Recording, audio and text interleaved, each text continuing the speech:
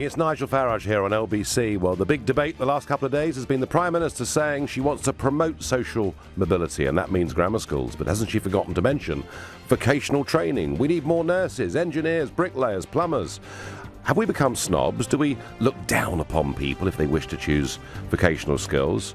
And also, Aaron Banks, who leads the Leave.eu campaign, has distributing 10,000 Union Jacks tonight outside the proms in response to the Remain campaign, or the Ramonas, as we should call them, who wish to give out EU flags.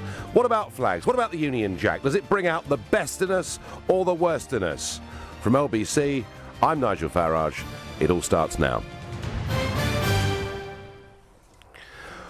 Well, I must say, I have spent nearly 15 years campaigning in local elections and general elections up and down the country, saying that I thought social mobility just was not working in Britain, that actually the rich were getting richer, the 7% that went to private schools had advantages far greater than ever before, and that grammar schools was a way of plugging the gap. And I was met with an absolute wall of silence from everybody in Westminster. No one wanted to know, despite the fact, of course, that many in Parliament and in government had been to grammar schools themselves, and of course had been to university and not had to pay any tuition fees. But suddenly, another UKIP policy, you know, the party that was called fruitcakes and loonies, another one of those policies is suddenly mainstream, and the Prime Minister is pushing for grammar schools. And I have to say, I think she's absolutely right about that. Whether she can get it past her own party in Parliament remains to be seen. But I think we've only had half the debate. What about everybody else? What about those who aren't good at academics? What about those who perhaps are good at other things? We have got a chronic shortage in this country. We've got a 10% deficit on nurses. We need to train another 1 million people in engineering between now and 2020, which will mean a huge number of new places that need to be provided. We've got bricklayers, firms in London now bringing in bricklayers from Portugal and paying them £1,000 a week because we simply haven't got enough people. And yet, seems to me that if your 16-year-old says to you, Mum, Dad, I want to become a plumber, I want to become a bricklayer, we say, oh no, that's awful. You can't do that. You've got to go to university and get an ology. Well, I have to say, I think we're getting this wrong. And I'd like to know from you, I mean, do you think that perhaps schools should start teaching vocational training from perhaps the age of 15? And I'd be very keen to hear if any of you tried to get vocational training, whether it's in nursing or engineering or anything else, you know, and simply weren't able to get a place. It's funny because I sense that in Germany and the rest of Europe, things are very different, and that if people opt for vocational skills, then the families are delighted. You know, they've made their minds up. And yet in this country, we seem to be pushing everybody towards university education. There's been this big drive that we need to get 50% of people to go to university. The figure is now about 44%, something like that. Or perhaps you're one of those people who has got a trade and you're doing well, and if so, I'd like to know how you learnt it. But what's gone wrong with us? Why have we become so incredibly snobby on this subject? And does it mean that if you haven't got academic skills that somehow you're a bit of a loser? Well, interestingly, if you think about it, technical colleges could also be elitist. They could also test to see whether people had the right aptitude to go and learn to be an engineer. And now, to get in touch, to get involved with this debate and what comes later, please call us on 0345 6060 973 or text at 84850 or tweet at LBC. So what is your trade if you've got one? How did you learn it? And if you were told that there wasn't a place for you when you wanted to become a nurse or an engineer, I want to hear also. Now, the first person that's going to engage with this is Dave in Tooting. Good morning. Good morning. When I went to school, you could leave at 15. That's by and by. But the thing was, there were polytechnics in those days. There was also things like, and I'm going to specify an actual place. There was the Brixton School of Building, which actually taught you bricklaying and other trades. Polytechnics done car maintenance. done cooking, like if you wanted to be a chef. There was all these, like you say, technical colleges in them days that you could go to when you were 16. Well, that's right, Dave. So, but I mean, what happens now? I mean, what happens if a young person wants to go and learn these skills now? How do they go about it? Well, my other worry is that whatever party gets in each election, if it's not the same one, they all got their systems that change. We've had grant maintained, we've had foundation schools, now we've got academies.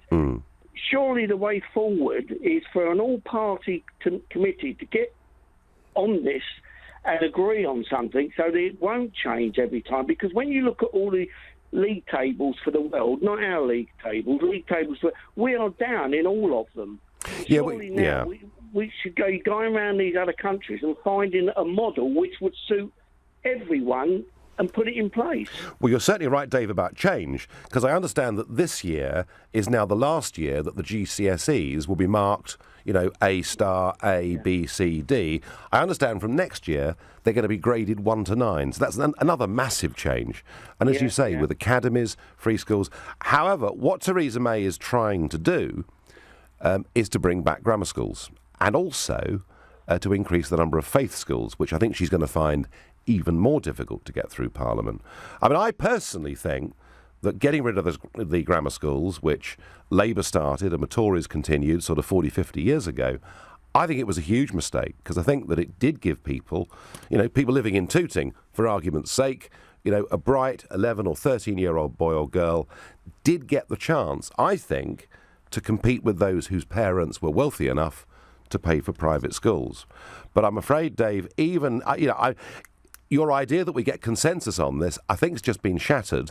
I think that Theresa May has launched a campaign here, which you haven't heard the last of on this particular Saturday morning. Well, that is right, but because it's what she likes, but then Cameron likes something else, and Blair likes something else. It's what people seem to like, rather than getting something that's good for the country and to send us forward. There seems to be, Dave, a consensus that grammar schools are bad. That's what everyone's believed. May's trying to break that up. I'm one of those people that's going to encourage her to do that. But your point about what used to exist with the Brixton School of Building and all the rest of it, and these places just don't exist anymore, Dave, I agree with you. I think you're absolutely right, and thank you for the call. Next, we move on to Graham in Romford. Good morning. Hi there. Hi. So what have you got to say? Basically, I was an engineer for 33 years. Yeah. Earned a damn good living out of it. I work in a school now, and I lecture construction and engineering. But two of my sons, one went the university route, and he's a project manager for a rail company, and the other one went an apprenticeship route, and he's a project manager in an electrical company. They both earn fantastic money, a lot more than what a lot of people earn in the city. And I just think education is very short-sighted in pushing the vocational subjects. They bat on about EBAC and all standard sort of subjects, but the vocational ones seem to get left by the by. And I just think it's time for a total revamp and a re-look at our education system. Well, engineering, Graham, which has, been your life's work, and now you're lecturing on it. I mean, I have visited factory after factory up and down the country, in European elections and general elections, and I've spoken to the bosses of those companies, and they've all said to me, Nigel, I do understand when you make the point about unlimited numbers of people, migrants coming to Britain, but let me assure you, Nigel, we could not run this business unless we were able to bring in trained engineers, and whether that's from Germany or Hungary or whatever it is. And I know they're telling me the truth. I know we've got an absolutely chronic shortage, of people with these skills. And as I said earlier, Graham, one of the engineering institutes thinks we're going to need to train another 1 million people with some basic engineering skills between now and 2020. You said that you lecture. Whereabouts do you lecture? In a school in Barking and Dagenham. Right, and is that for A-level or what is it? No, it's Key Stage 4, BTEC. Right, okay. You're an old hand at this. You've been decades in the engineering game. Yeah. I mean... But the thing is, companies have 5, 10, 15, 20-year business plans. They can project what skills they're going to need over that period of time. And surely it's time that industry was liaising with the education and saying, look, we need these skills, we need these trades. Like you said a minute ago, we're going to be in 1 million engineers short by 2020. By the time we train those, the horse is bolted. Yeah. We've got to bring people in from abroad. And unless industry has dialogue with education, we're never ever going to succeed in this game. No, we're always going to be playing catch-up. In your view, Graham, should we be doing more vocational testing at schools? So, as opposed to having to do, maybe some basic GCSEs in English, maths, and language, is there a chance from the age of 14, 15 that we could actually teach people practical vocational training at schools? It's quite possible, yeah. We do very well. We're lucky. The school I'm at, we're very lucky. We get good results in engineering and construction. But the thing is, they both need English, maths and science. Yeah. So it's not as though you're leaving those subjects behind. It's the peripheral subjects outside of that. Languages, yes, it's good. But EBAC, I don't really see the point of it. How many people are going to go and work in the British Museum or, read the weather forecast? Yeah. Or go into politics or... Yeah, no, I understand that completely. Graham, thank you. Excellent. We're off to the break. You're listening to LBC. It's 10:15. This is LBC. I'm not a shy person, but with varicose veins, I've been hiding my legs for years. That's why I made the call to go with Nuffield Health Hospitals. Soon after my initial consultation, I was booked in for surgery. And now I'm more confident than ever. Our hospital patients get back on their feet faster thanks to zero waiting lists on our self-pay treatments. For more info and terms and conditions, visit nuffieldhealth.com/self-pay. There's no better way to cruise round London than with this sporty little open top number. It's got the distinctive profile, the quick shift gears, LED lights, and of course that red paintwork. To get your hands on this little slice of open road heaven, you'll have to wait about 2 seconds. Just visit your local Santander Cycles docking station, enter your bank card and take as many 30-minute spins as you like for just £2 a day. No membership, no joining fee, lots of admiring glances. Transport for London. Every journey matters. Whether it's whitewater rafting, zipping through the Alps, or even just getting the kids back to school. Whatever your adventure, do it in style in our award-winning Renault crossovers. Now with an extra £500 off when you test drive a Renault Captur or all-new Renault Kadjar before the 26th of September. Available when ordered by 26th of September and registered by 30th of September. Retail customers only. Participating dealers only. T's and C's apply. See renault.co.uk/offers. We got it at Selco. Selco, it's where the trade goes. At Selco Builders Warehouse, we've got some real deals on a wide range of trade-quality building products. In September, we've got a real deal on a 25-kilogram bag of Rugby Premium Cement in waterproof plastic packaging for only £3.25 ex-VAT. That's a real deal. And now there's another Selco branch now open in Chessington. Or visit any of more than 20 Selco branches within the M25. We've got it at Selco. Selco, it's where the trade goes. Join Sky with any TV bundle from £20 a month to discover exclusive new Sky Atlantic shows like Westworld and get a free, underline, a free Lenovo laptop. Reads well. Oh, hurry. Offer ends 29th of September. Search Sky Bundles. Sky. Believe in better. Direct debit subject to status. Upfront £10 standard setup. Minimum contract and further terms apply. From working 9 to 5 to working on your tan. Experience the best of Asia, Australia and New Zealand with the great Singapore Airlines Getaway. With great fares to Thailand, the Philippines, Australia and more, your happy place is a lot closer than you think. Book now at singaporeairgetaway.com and stand to win suites or first-class tickets and other exciting prizes. Singapore Airlines, a great way to fly. Sunday morning from 10 on LBC. Katie Hopkins. I came here to the jungle at Calais looking for good, but within 20 minutes I'd been tear gassed, my cameraman had been mugged, and I was thrown into the back of a transit van searching for safety. When I think about migrants, all I see is bad, but when I sit on the floor of a caravan with a mother and her baby, I can only hear the good. Join me, Katie Hopkins, on LBC to share your views. Katie Hopkins, Sunday morning from 10 on LBC. I'm Nigel Farage. I'm here till 12 on LBC. From the top of the hour, we'll be talking about flags. Is the Union Jack a symbol of pride or shame? And the same goes for the EU one. But for now, we're talking about a lack of vocational training that is going on. The chronic shortage of engineers, of nurses, of bricklayers, of plumbers, all in the week when Theresa May talks about grammar schools and social mobility. She may well be right about that, at least I think she is. But what about everybody else? To get involved in this and the next conversation, please call us on 0345 60 60 973 or tweet at 84850. Sorry, that was text. Or tweet at LBC. Get involved, let us know your views. And we now, in a spirit of European cooperation and friendship, go to Sweden to hear from Sheridan. Good morning. Morning, Nigel. How are you? Very well, thank you. So what happens in Sweden?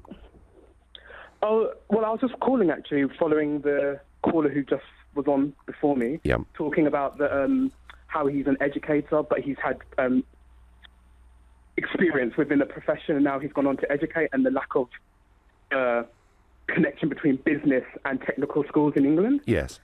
So I really wanted an apprenticeship, but I couldn't find it in the industry that I wanted. And, annoyingly, I had to move all the way here. Obviously, now there's a language barrier that's holding me back. But to go to this technical school so I could become, hopefully, a tailor, because they have all the tailors that I met in England always talk about how they all went to this technical school, and I couldn't find it. And obviously, it's a shrinking industry, so I couldn't find many people that could even invest into teaching me the skill set that they'd learn and so on and such forth. So I moved to Sweden, and I was just going to say the technical schools are really linked up with business here, to the point that they don't even...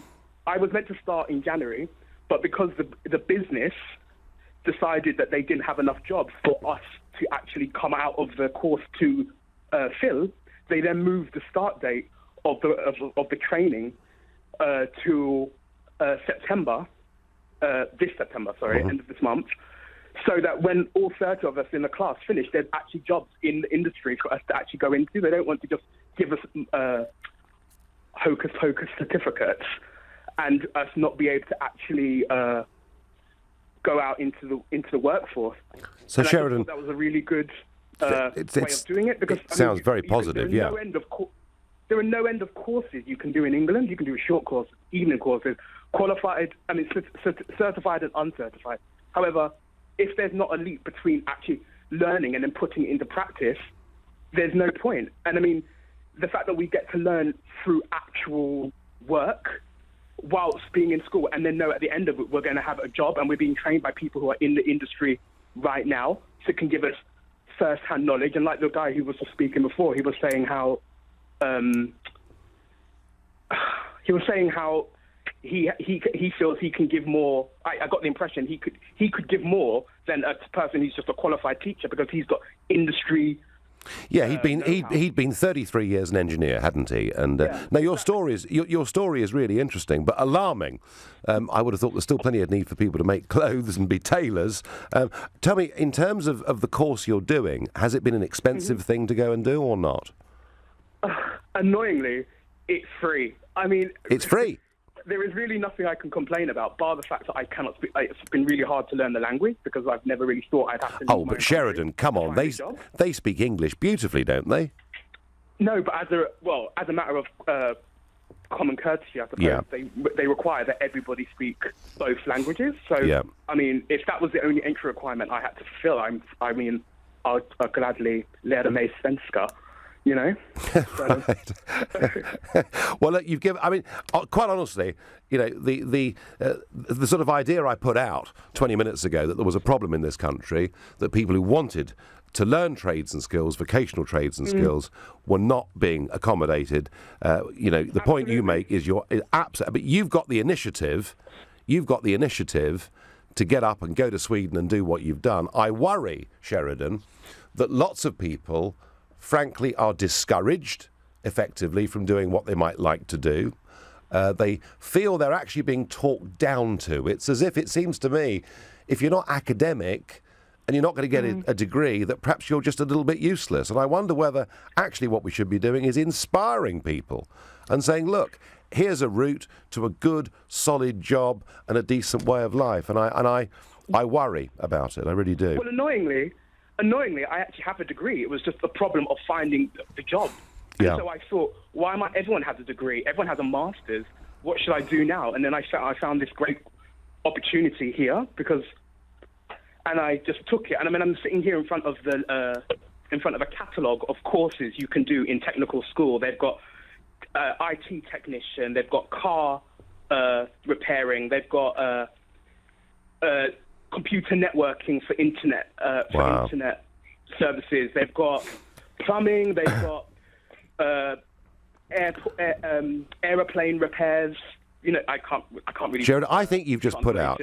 I think you've just put out the most amazing advert for vocational training in Sweden. I have a feeling that within a couple of minutes of this call ending, Google and the internet's going to be buzzing, and there are going to be lots of young people saying, "Why don't we go to Sweden?" Thank you for your call, for explaining your situation to us, and perhaps offering a route for some listeners today who find this is not currently. I hope it will in time, but not currently being accommodated in this country. Sheridan, thank you very much. Moving on, we go to Jason in Brentwood. Jason, good morning. Good morning, Nigel. Hi. I've just been listening to your show, and no, you're absolutely right. I have my own bricklaying company. We have about 40 bricklayers work for us. Yep. And it is a massive problem for us. It's getting trades. Jason, we're struggling a bit with this line. It's crickly crackly. Let's try and get you back in a couple of minutes' time. We'll move on to James in Maidenhead. James, good morning. James, hello. Well, we've got some gremlins. Never mind. I will go to some of the tweets we've had, and one of them comes in from Elliot McNess. We need more vocational courses that can go beside academia, paid for with businesses helping students learn. And I think that's right, because if a business does pay for a student to learn, then the quid pro quo is that having qualified, that person does a bit of time with the business. But the important point there, and I think in many ways we got that with our second call today, is that it's not just vocational courses on their own from the age of 15, it's alongside maths and English, and particularly a science. Now, James in Maidenhead, we're going to have a second go. Good morning. Oh, yes, sorry, I was just went away from the phone for a second. I don't know. Is it that dull, this show? James, far away. I'm, in fact, a plumber. Right. And I trained for years, and I was for years a graphic designer, and I went to a grammar school and everything. Yep. Lots of O-levels. So I used to be a graphic designer and in advertising, etc. And then about 10 years ago, I changed to being a plumber for financial reasons, because there was no money left in graphic design. Uh-huh. The thing is that the whole system, it's quite funny. When I do jobs for people, they will often say to me after I've been doing the job for a while, they say, have you been a plumber for long? And then I play games with them. I say, why do you ask me that? And they say, nothing. I say, it's because of the way I speak, isn't it? And they say, no, it's not that. But of course, it actually is. Because if I change the way I spoke, Nigel, if I've spoken them like that, they say, oh yeah, of course he is a plumber, but because I speak like this, it's a class thing, and the whole country is riven with class stereotyping. People, as soon as a person opens their mouth, people put them into a category, and there is huge snobbery in British society, and it's one of the reasons why there's just not enough young people going into trades and engineering, etc. And it's the great strength of Germany that engineering is considered such an important subject to study. That's right. There's no snobbery. There's no snobbery in Germany at all about this, is there? Sorry? There's no snobbery in Germany at all about people becoming engineers. No, and it's the downfall of this country that so many other young people constantly go and do these stupid subjects like English literature, ancient history. You know, you never get a shortage of ancient history professors, do you? Well, we've got Boris Johnson, of course. I think he studied that, didn't he? But the point you make, James, is interesting, is that you switched to a trade because you're earning more money doing it anyway. Sorry? You said, you're making more money. Yes, absolutely, of course, because what happened is the computers destroyed graphic design. It's become a Mickey Mouse profession, unfortunately. Yeah. Still love it, but there's no money in it. Yeah. Can I make one final point? Yes, do. Quite some years ago, I once heard a young German guy who was an engineer say that when he met his parents-in-law to be, as it were, his future in-laws, when he met them and told them that he was an engineer, he could almost feel them looking to see the grease under his fingernails. Yeah. James, you've highlighted the snobbery of this. You've done it absolutely beautifully, and thank you for your call. We're asking whether or not some people are snobs when it comes to vocational training and skills. I think we're rather forming the view that perhaps it is. Theresa May says grammar schools. She says social mobility. All of that, I think, is great, but she doesn't seem to be catering for people who want to learn skills and trades, and I want to hear your thoughts. Call me on 0345 60 60 973. But right now it's 10:30. It's news time now with Moira Alderson. A new peace deal for Syria has been welcomed by the UK's Foreign Secretary. It includes a truce that starts on Monday night. Boris Johnson says it's now vital that the Syrian regime delivers on its obligations. Two parents are due in court today, charged over the death of an 8-month-old baby in Greater Manchester. The man's accused of murder, the woman's charged with causing or allowing the death of a child. British businesses have been branded lazy by the minister who's supposed to be representing them. According to The Times, Liam Fox made the comments during a drinks reception in London. LBC weather, showers for central and eastern parts this morning, becoming confined to the south and east later. A high of 19 degrees. LBC.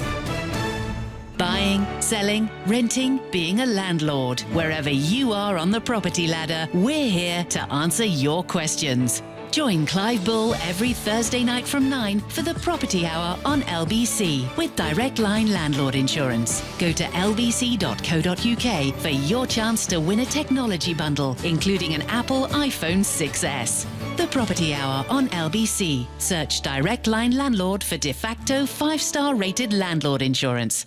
Everyone likes saving money. A little bit here, a little bit there. But what if I was to tell you that you could save a massive £120? Because if you're looking for a brand new smartphone, you can get a £120 discount on any smartphone plan from BT Mobile if you have BT Broadband at home. How good is that? And you can choose from some of the biggest selling and most loved smartphones around. Search BT Mobile now and get all the information you need. £5 per month discount for BT Broadband Homes. 24-month minimum term. Terms apply. Swap a picnic in the park for a gourmet lunch and a game of croquet on the only real grass lawn at sea. With Celebrity Cruises, you'll enjoy the perfect mix of modern design and sumptuous luxury. Book an eligible balcony stateroom or above before the 30th of November, and the cruise fare for the second person is half price. Plus, receive a free classic drinks package. Visit the independent cruise experts at a Thomas Cook store or go to thomascook.com/cruise. Selected dates, conditions and credit card fees apply. ATOL protected. At Todd Doors, as one door closes, another 35,000 open. Plus, if you find the same door cheaper in stock elsewhere within 7 days of placing your order, we'll refund you the difference. Conditions apply. Order in store, by phone or online at todd-doors.co.uk. Todd Doors. Beautiful doors since 1952. This message isn't aimed at you.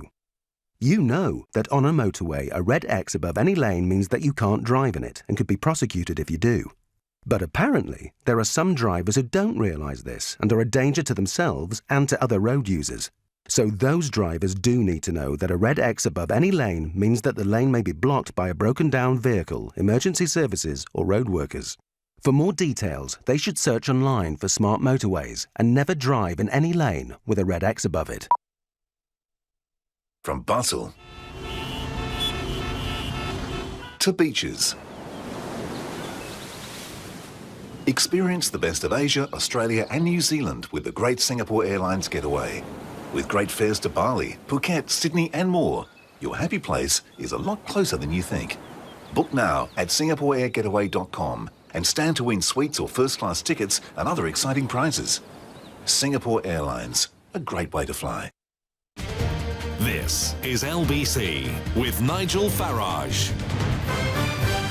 We're talking about Theresa May, who wants grammar schools, but she did not mention trades and skills. Do we undervalue trades and skills? Are we snobby about those who want to be engineers or plumbers or bricklayers? I'm told we have massive shortages. We haven't got enough nurses by 10%. We need to train another 1 million people in engineering by 2020. Yet it appears there aren't enough courses, there aren't enough places. We even had a caller in the first half an hour who wants to become a tailor who had to go to Sweden to train. Now, Jason from Brentwood, we had some gremlins on the line earlier. You're back. Jason, good morning. Good morning, Nigel. Yeah, sorry about that earlier. As I was just saying, I have my own bricklaying company, and just a little bit of history about myself. I left school without any qualifications, and I'd done a trade, learnt to lay bricks, and now I have my own company. I have about 40-odd bricklayers work for me, and doing really well. And the biggest problem we have at the moment is getting older bricklayers, because there's just a massive shortage of them. And and to be honest, even the foreign bricklayers that are coming over, it's a myth that they're on any less money than English bricklayers or British bricklayers. They are on the same money. But I think schools need to push a little bit more into getting kids to go into these trades. As a few of your callers have said earlier, you get kids leaving school, going to university, doing these silly courses that they come out of after their time at university and end up working at McDonald's.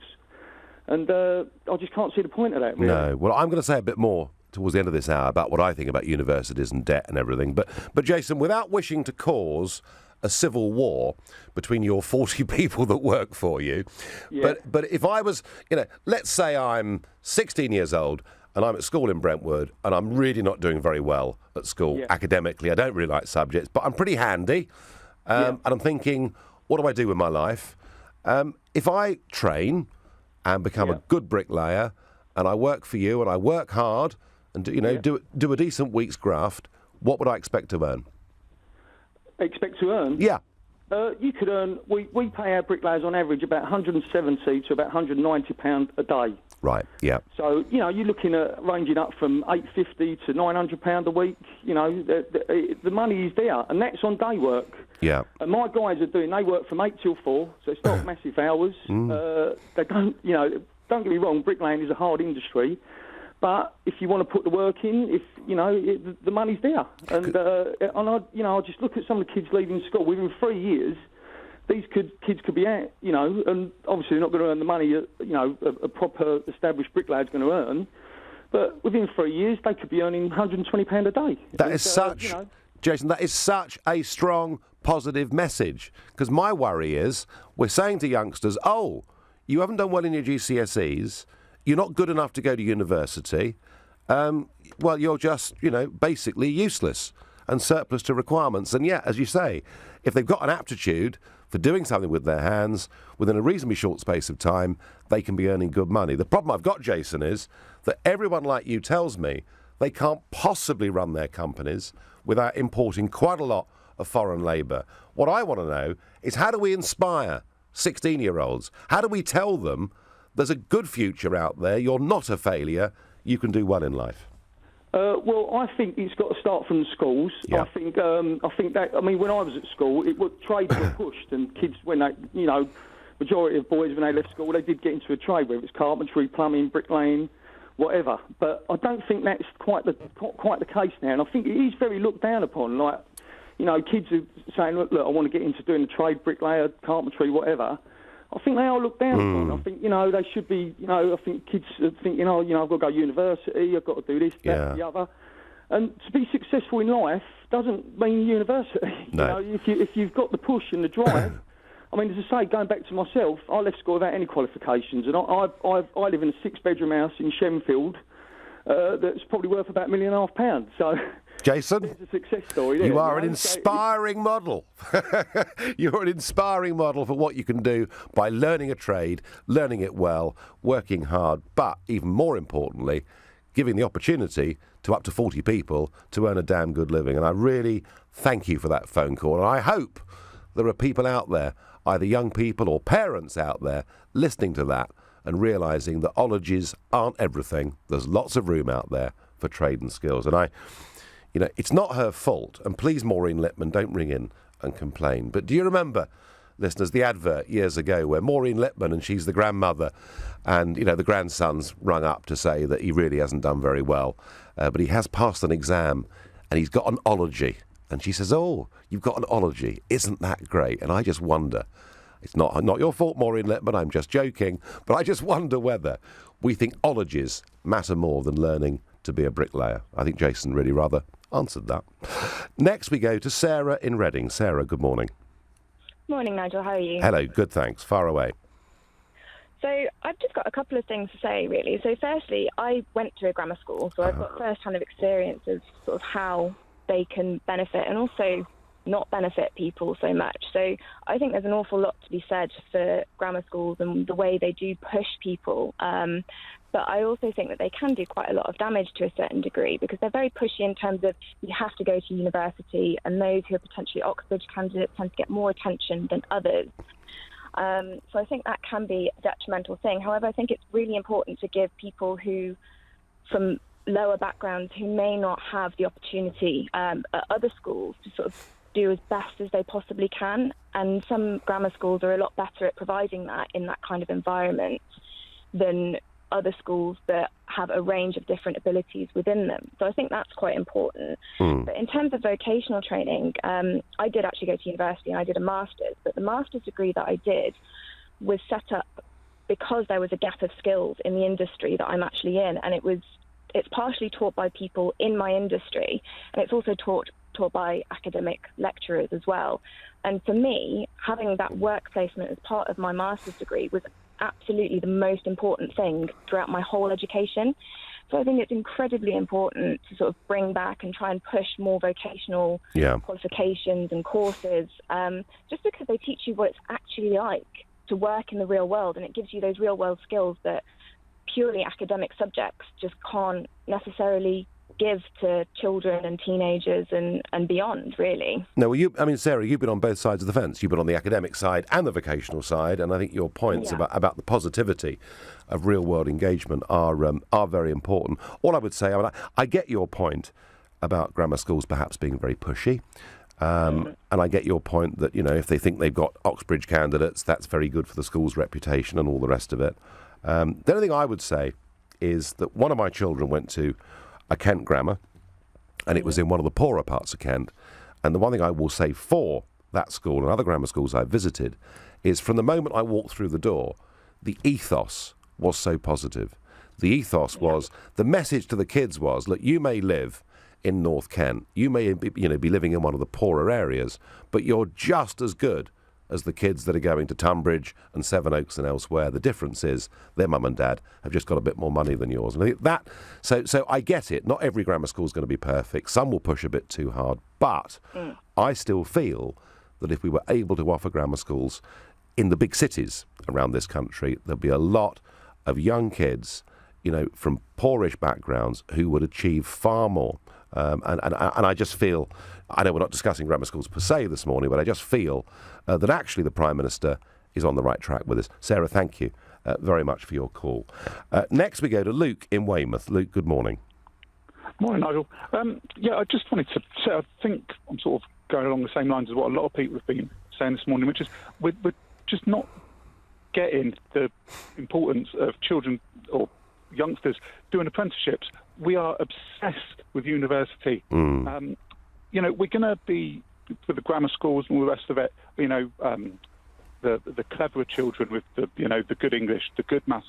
Maybe we need to have a look, and if little Johnny isn't so good with his English and his maths, but his carpentry's brilliant, why are we not going to these big multinational industries and saying, look, we've got the kids here that are brilliant at carpentry, his spelling ain't very good, but why can't we get these big firms that are at the sort of the same level? Do you know what I mean? I do, Luke, and I children. I sense there's we're just wasting these children. I sense there's a disconnect here. I sense somehow between business, government, and schools or colleges that somehow it doesn't feel joined up. And I thought what Sheridan said, who'd gone to Sweden, where he's on a course at a college, but he's working with a firm as well, and I just thought that showed you that there are probably countries out there that are doing this a whole lot better than us. But Luke, I struggle to see how, and I'm trying to be kind to the Prime Minister, but I struggle to see that by just pushing academic excellence, that she's really doing anything to help the problem that you and I are talking about, really. No, but everyone's caught up in the same thing. Oh, you've got to go to university. And yes.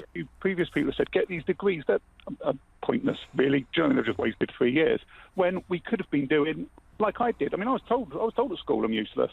So was I, Luke. Absolutely. I went out, just did labouring. Proved that I was a living good labourer. Yeah. And got myself onto an apprenticeship in gas. And here we are, 15 years down the line. And I'm a senior engineer looking after 15, 16 guys.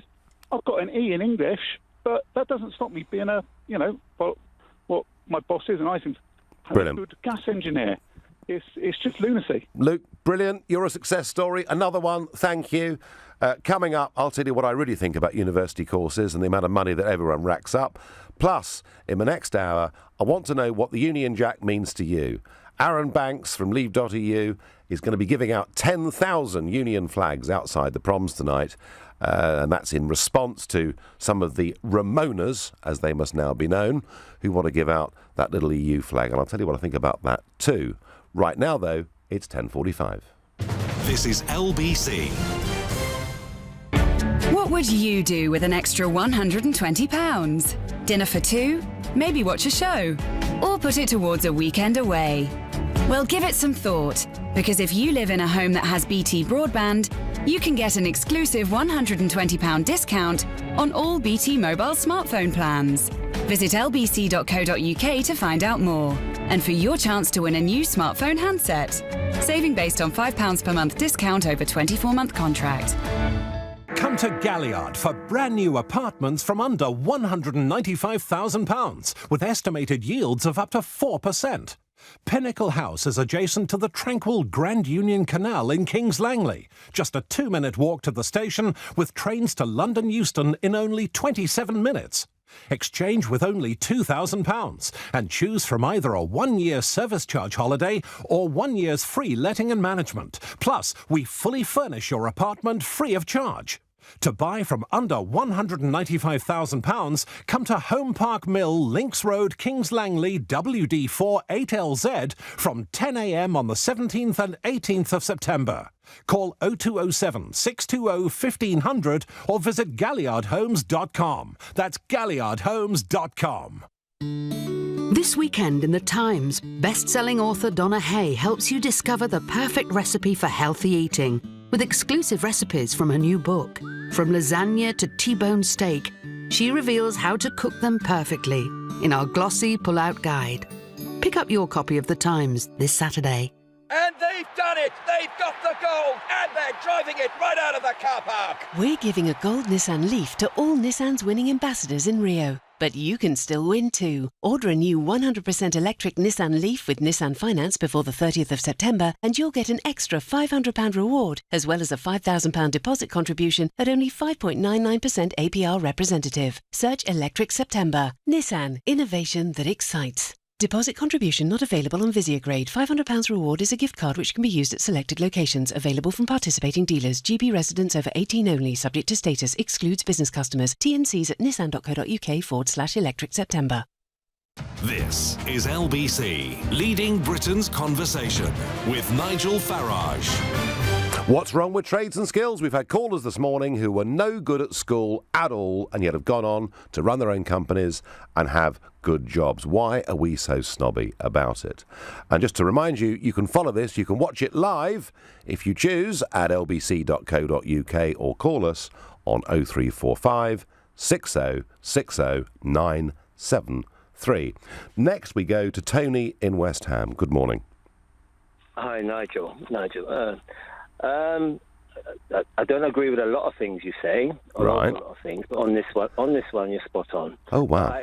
I think it's actually deeper than what you're saying. It's an agenda that's going on. You're right with a lot of things where you say the reason why they don't want to bring in certain rules is because, especially now with this EU vote, the EU workers coming in and illegal workers coming in were keeping working class wages down. But I think when they sit around cabinet tables and have all these meetings, I think, Cameron needs to be worse for this, having meetings without cabinet ministers, same like Tony Blair. I think they're looking at a lot of things and making a lot of decisions, and it's all about keeping certain people down, and keeping levels, keeping the class society running. Because all this university, they turned universities into a business. And now, especially with the fees going up in the next year or so to £12,000, you've got to give people an incentive to go to university, to pay these fees, to want these sort of mythical jobs that are out there for all of them. But the only reason you're going to do it is by then upping their education standards and grades. Now, if you tell people, well, I've got the certain amount of GCSEs or whatever from a grammar school instead of just a comprehensive, the better schools, the better universities are going to cherry pick those again. We've already got it where they're taking certain kids on with exceptional grades, but the thing is now there's not enough people. People are starting to work out that where is this £9,000 a year getting me? I think that's right, Tony. I mean, I think that's right. But my real problem here is, you sort of mentioned the vote and EU workers. The real problem I've got here is, one of the arguments that I was given in the referendum was that we had to stay part of the EU, otherwise the National Health Service would collapse. There were so many foreign nurses and doctors working in the National Health Service that without them, the whole thing couldn't work. And my problem, Tony, is why are not enough, people going for nursing? Or in some cases, when they do go for nursing, what's gone wrong here?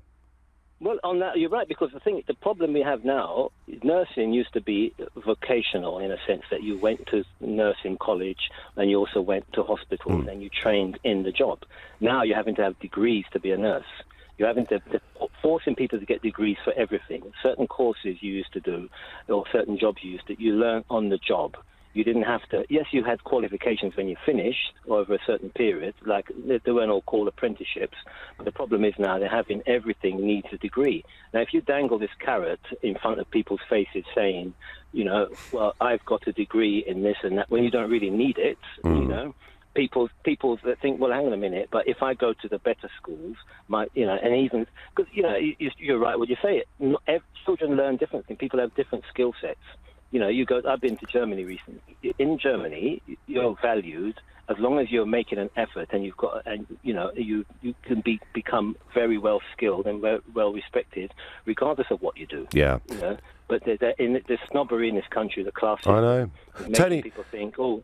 Tony, what would you do? What's the one thing you would do to try and break this down? I mean, to sound pessimistic, I think a lot of it is we're in a lost cause, because a lot of times we don't have as much a say as we should have.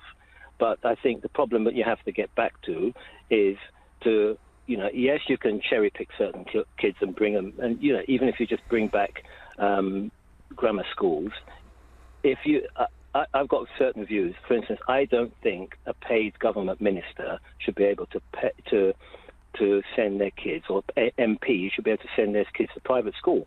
I think if you're being paid by the public, your kids have to go to sort of normal schools, and then you'll see the education of those schools jump alarmingly. Well, you may be right, and there's certainly some on the left of politics who've been against private schools, who sent their kids there, who've taken some stick. Tony in West Ham is pessimistic about this. I'm not pessimistic about this. I think the one thing that I've seen this year is that politics can change. It certainly changed with the referendum. It may well change if Theresa May wins with grammar schools, but we mustn't forget about absolutely everybody else. We go next to Tristan in Greenwich. Tristan, good morning. Good morning, Nigel. I work in apprenticeships, and I just wanted to talk about the simplistic view that a couple of callers have had that the not-so-bright kids can go and do an apprenticeship. Okay. That's not necessarily the case, because anybody that does an apprenticeship has to pass a functional skills element of maths and English. And a lot of the kids that I work with can't even pass that, so they can't even go and do an apprenticeship. So I almost want to reverse grammar school. I want something for the bottom 10 or 15% so that they've got an opportunity. So you haven't got your cheap Eastern European labour coming over and taking the lower paid jobs that these guys could do. So maybe having a functional skills element, the UTC sort of model that's now coming across, where people learn a trade or learn a skill as well as getting their maths and English. But instead of saying, what's Pythagoras' theorem, actually, how many bricks does it take to build a wall? Doing plans from what they're trying to do. So you make learning fun and put it towards the trades and industries that are actually going to be useful. Tristan, I love that, and that ties in, doesn't it, with previous callers who said they weren't good academically, and maybe you're right. Maybe they wouldn't qualify for some of these apprenticeship schemes, but they're good with their hands. They can pick things up. They can learn things. They want to make money.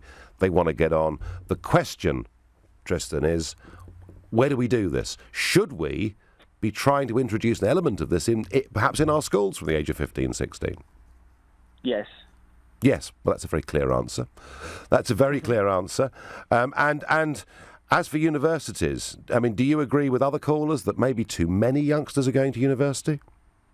Yes, and also, I know there's an experience of going to university, but you need to kind of tie it to what you want to do, because the amount of people I work with that have done architecture or, say, art history or literature, and they never get a job in it. And I work in recruitment, and I talk to them about their skills and experience and say, I've got a degree in. And I go, what do you want to do? And the job they want to do has nothing to do with the career they want to, like the course they did.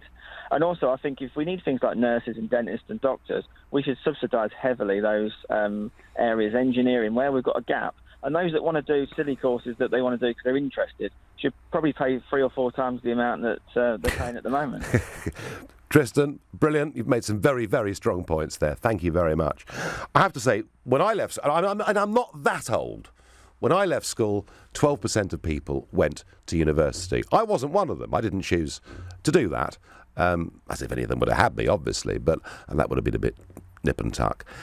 But 12% went to university. Now, whether that figure was too low, I don't know. But what we saw, and particularly in the Blair years, which followed into the Cameron years, so pretty much the same thing really, was this arbitrary target that 50% of people should go to university. And we have finished up encouraging huge numbers of young people to go and get degrees in subjects that perhaps don't always help them, at grades and levels that don't give them any particular advantage, and they come out with debt wrapped around their neck. And I think this pursuit of arbitrary targets, I think, frankly, we've betrayed an awful lot of young people. We need a massive reassessment of all of this.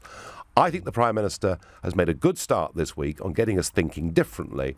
I'm pretty much convinced from the calls I've had this morning there is a big appetite there for schools to operate differently and for the relationship between business and students to be much, much clearer. That's my thought on it.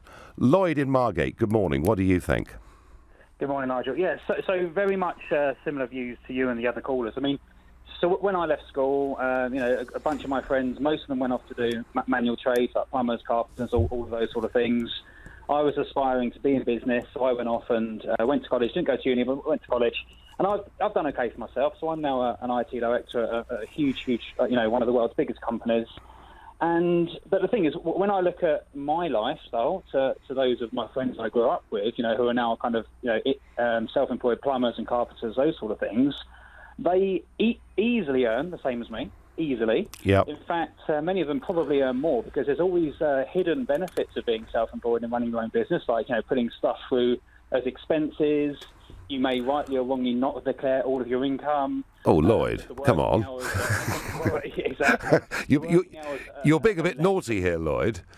Well, we've got to face the truth here, and it happens. Whereas everything I earn is fully taxed. I work 5 days a week, often do overtime at weekends just to kind of deal with the volume of work I've got. Pretty stressful type of position I've got, whereas these other guys are, they're enjoying themselves and they're not working quite as hard as me, yet equally having the same sort of lifestyle, if not better. Yeah, well, it's interesting, isn't it? You're in that corporate jungle, Lloyd, aren't you, where they want their pound of flesh from you, and as you say, you even have to work at weekends. And I just think what you say is really interesting because, there are so many people out there. We've had them calling in the course of the last hour, people without any particular, academic bent at all, but who've done really well out there in the world of trades. And Lloyd, thank you for your call. So Lloyd is telling you, don't bother to get a degree, don't bother to become a director of a company, you're better off in trades. Actually, there's no perfect answer to this. What we don't want are people simply being left on the shelf, told they're useless, when we've heard from employers this morning that if youngsters go out and train and learn a skill, they can earn a really good living. Good. Coming up in the next hour, I want to know what the Union Jack means to you. This is off the back of Aaron Banks, who led the Leave.eu campaign and has paid for 10,000 union flags to be distributed tonight to the patriotic goers at the proms. It's to counter the Ramonas, who want people to fly that EU flag. What do you think of that? I'll certainly tell you what I think. Do flags bring out the best or the worst in people? What does the Union Jack mean to you? I want to hear. Call me on 0345 6060 973. Watch us live on lbc.co.uk. I'm Nigel Farage, and it's all next.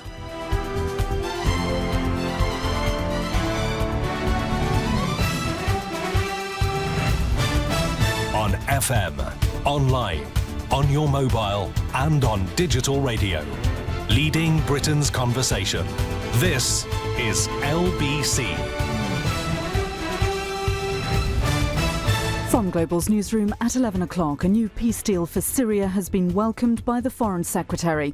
Boris Johnson says it's down to the country's regime to make the plan work. Russia and the US say a truce on Monday night will allow aid to be delivered. Russian Foreign Minister Sergei Lavrov says both countries will carry out airstrikes against groups, including Islamic State, if it holds for 7 days. There will be strikes agreed against terrorists from the airspace forces of Russia and the US. We have agreed on the areas where coordinated strikes will be taking place, on mutual agreement shared by the Syrian government. The number of suicides in England and Wales has hit a 15-year high, with more than 5,000 recorded in 2015. The number of men taking their own lives is 3 times higher than women. Tom has survived 2 suicide attempts. He's told LBC young men are vulnerable because they don't talk about their concerns. If I could urge someone else to kind of speak up if things aren't right. Because it's so unbelievable when I speak to people, everyone has got some little niggle about themselves that causes them distress. I mean, it's very rare you'd speak to someone and they say, oh, my life's absolutely great, everything's fine. 2 people are due in court today, charged over the death of an 8-month-old baby boy in Greater Manchester. The man and woman were detained after the child was taken to hospital from Rochdale on Tuesday. Pressure's mounting on the government to do more to help a British-Iranian mother jailed in Iran. Nazanin Zaghari-Ratcliffe, who's from North London, has been sentenced to 5 years. Her husband Richard has told LBC it's never been made exactly clear what the charges against her are. From what's appeared in the Iranian press, it is allegations about the fact that Thomson Reuters Foundation is a spy agency. It's that she works for a media charity that's connected to media organisations that's connected to the Western spy agency. So it's a mixture of stuff and this whole sort of conspiracy theory that they build. British citizens may have to apply for visas to travel to Europe after the UK leaves the EU. The European Commission reportedly wants to operate a visa programme similar to the American system after recent terror attacks. Britain picked up another 7 gold medals on day 2 of the Rio Paralympics. 4 of those were in athletics, and Hannah Cockcroft hopes to retain her title in the 100 metres wheelchair later. LBC weather: rain for much of the east and southeast today, sunny spells elsewhere, but blustery showers will affect the far northwest, and a high of 19 degrees. From Global's newsroom for LBC, I'm Moira Alderson. Where are your hands right now? Are they firmly placed on the steering wheel of a car? Good. Now ask yourself, are they the hands of a winning driver? Hands that successfully find the exact change for the car park meter? Hands that gloriously guide you into the tightest of spaces? Or hands that triumphantly type confused.com into the World Wide Web and could save you money on car insurance? Of course they are. Because they're the hands of a winner. Drivers win at confused.com. LBC Travel, good morning, I'm Tom Watts. In Essex, the anti-clockwise M25 still has a lane blocked, a lorry's broken down at junction 26 for Waltham Abbey, and clockwise, a lane closed on the entry slip road from the A13 at junction 30, a van's broken down there. In the centre of London, the Piccadilly underpass closed in both directions for roadworks, and more roadworks mean London Bridge is closed northbound. In Gloucestershire, the westbound M4 slow at junction 18 for Bath, where there was an accident earlier, and nearby the Severn Bridge is closed from Wales into England for resurfacing work. On the Tube in London, the Metropolitan line suspended through Harrow-on-the-Hill, and for planned works, the Northern Line's got no service between Archway and High Barnet. For more real-time traffic updates, go to lbc.co.uk. Leading Britain's conversation. This is LBC with Nigel Farage. Call 0345 60 60 973. Text 84850. Tweet at LBC. Coming up in the next hour, I want to know, what does the Union Jack mean to you? There's been a hell of a row going on about the last night of the proms. The Ramonas, as I just have to call them now, wanted to hand out EU flags. They thought it was appropriate to fly those. But isn't this really a celebration of Britishness? Isn't that what Elgar and pomp and circumstance is all about? Do flags bring out the best or the worst in people? I want to hear from you on 0345 60 60 973. And you can watch this show live at lbc.co.uk. I'm Nigel Farage, and it all comes next.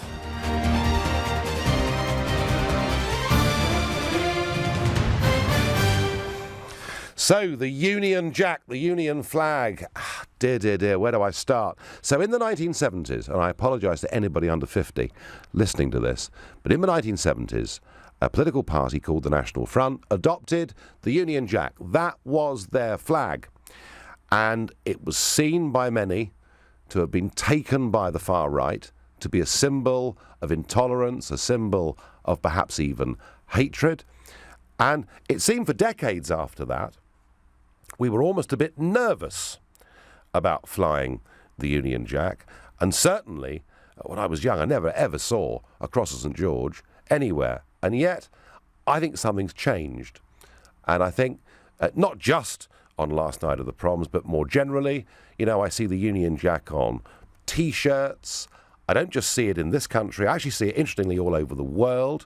I myself have been known to sport a pair of Union Jack socks from time to time.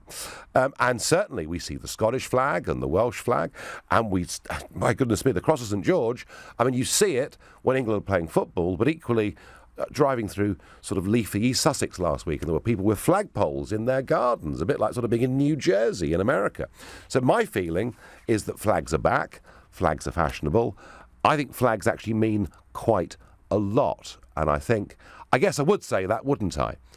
Given that I did play a bit of a role in the last referendum, where to me the choice was quite simple: which is your flag? Either our magnificent Union flag or that horrible, as I think it, Star-Spangled Banner. Either way, let's begin this debate by talking about flag waving tonight. Good or bad? Does it bring out the best or the worst in people? Get involved with this conversation. Call us on 0345 60 60 973. You can text in on 84850, or you can tweet at LBC. I want to know what the Union Jack means to you. Carol in Kettering, what does the Union Jack mean to you? It means patriotism. Excuse me, I'm a bit croaky. It means patriotism. It means I support my country. Purely and simply that. The proms is not a political platform.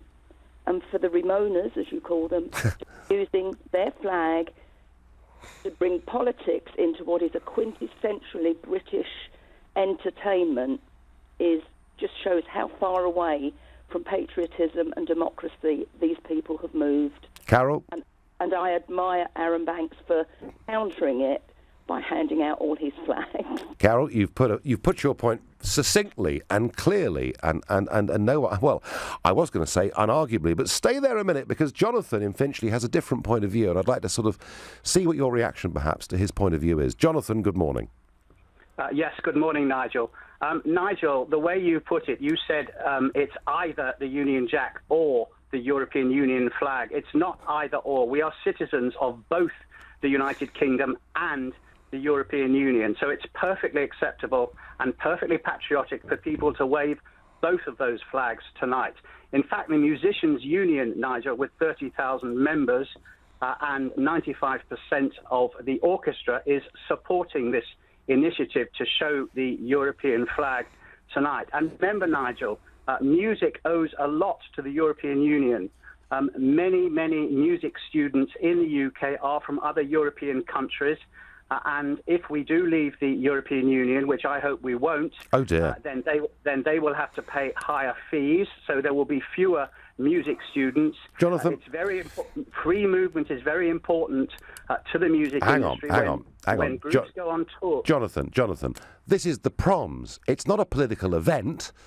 You know, this is a celebration. The last half of it is a celebration of Britishness. That is why people are there waving British flags. Surely, what you're doing is trying to politicise it, and for you to say to me, but we are also citizens of the European Union. Yeah, but mercifully, we've now voted against that. So isn't now that flag being flown, isn't that a symbol of people who simply cannot accept, as Carol from Kettering said, that we've got a democratic result? Absolutely not. It's a celebration of the contribution that the European Union makes to the music industry in the United Kingdom. Nigel, the conductor tonight is Sakari Oramo, and he is from Finland. Finland is a member of the European Union. If we leave the European Union, then maybe he is going to have problems coming to the UK. He's going to have to apply for a visa.